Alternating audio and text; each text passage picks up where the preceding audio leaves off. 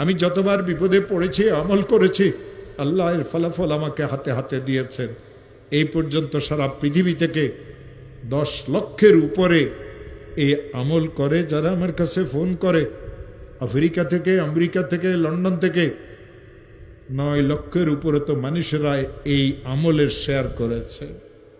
হযরত মুজাদ্দিদ রহমতুল্লাহ আলাইহি তার কিতাবে লিখেছেন, কোন মুসলমান যদি বিপদে পড়ে, কোন মুসলমানের মেয়েটার যদি বিবাহ না হয়, কোন মুসলমান যদি অনেক ঋণগ্রস্ত হয়, কোন মুসলমান যদি দুশ্মনের দ্বারা আক্রান্ত হয়, কোন মুসলমান যদি মিথ্যা মামলা মোকদ্দমাতে ফাঁসিয়ে থাকে, কোন মুসলমানের মেয়েটার যদি তালাক হয়ে যায়, কোন মুসলমান যদি কঠিন কোনো অসুস্থতাতে পড়ে, কোন মুসলমান যদি এমন কোনো বিপদে পড়ে যে বিপদ থেকে উদ্ধারের কোনো রাস্তা নাই, ওই মুসলমান যদি আমলটা করে 499 প্রথমে 100 বার দরুদ শরীফ পড়বে। যেই দরুদ শরীফ সে পড়তে জানে, ইশারের নামাজের শেষে ঘুমের আগে পড়বে আল্লাহুম্মা সাল্লি আলা সাইয়্যিদিনা মুহাম্মদ 100 বার। 499 বার পড়বে লা হাওলা ওয়ালা কুওয়াতা ইল্লা বিল্লাহ। একবার পড়বে লা হাওলা ওয়ালা কুওয়াতা ইল্লা বিল্লাহিল আলিয়্যিল আযীম। 100 বার দরুদ শরীফ পড়বে, হাত পাতিয়ে বলবে মাওলা আমি অনেক গরিব মানুষ, মেয়েটার তালাক হয়ে গেছে, মেয়েদের বিবাহ শাদীও হয় না, ঋণগ্রস্ত হয়ে গেছি, ব্যবসাটা অচল হয়ে গেছে, মিথ্যা মামলা মোকদ্দমাতে ফাঁসিয়ে গেছে। যত কঠিন বিপদে হোক না কেন, যত কঠিন বিপদে পড়ুক না কেন, আমার মাওলা বলেন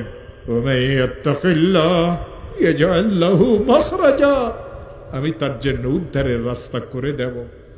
ও আমার প্রিয় ভাইরা, এই আয়াত আল্লাহ সূরা তালাকে নাজিল করেছেন।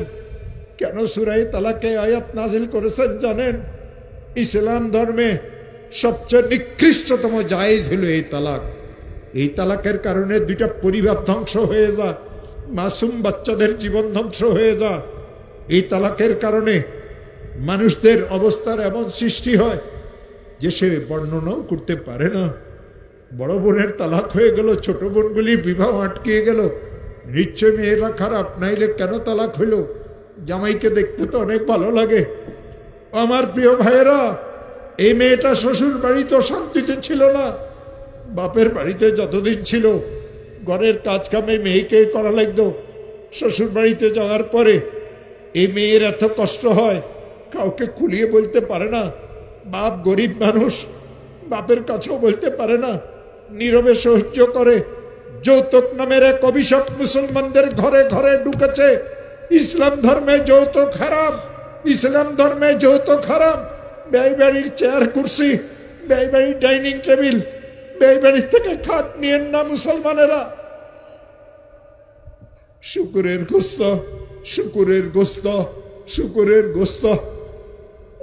যৌতুকের অর্থ আর মাল এই 2টা সমান। ওই মুসলমান যৌতুক দিতে পারে, ওই মুসলমান যৌতুক নিতে পারে যে মুসলমান দাবি করার পরেও শুকুরের গোস্তকে চাবাই চাবাই খাইতে পারে।